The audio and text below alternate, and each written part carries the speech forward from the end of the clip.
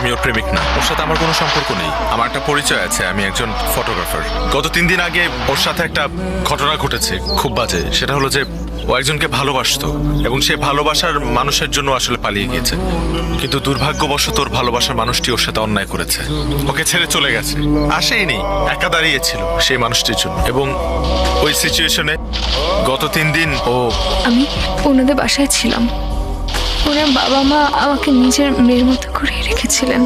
আমার ওই সময়টার মধ্যে ফুল সাপোর্ট দিয়েছিলেন ওনারা। শুধু একটা রিকোয়েস্ট আপনাদের 4 জনের কাছে, ওকে না ওই আগের কথাটা আর মনে করিয়ে দিবেন না, ওকে কিছু বলবেন না, কারণ ও আবার আপসেট হয়ে যাবে। থ্যাঙ্কস ব্রাদার, তুমি আমার ফ্যামিলির জন্য যে কাজটা করেছো সেটার জন্য আমার ফ্যামিলি সারা জীবন তোমার কাছে কৃতজ্ঞ থাকবে। গত 3টা দিন আমাদের ফ্যামিলির উপর দিয়ে কি গেছে সেটা আমরা ছাড়া কেউ জানে না। তুমি না থাকলে জিনিসটা হয়তো আরো খারাপ হতে পারতো। এটা তোমার বাসা মনে করবা।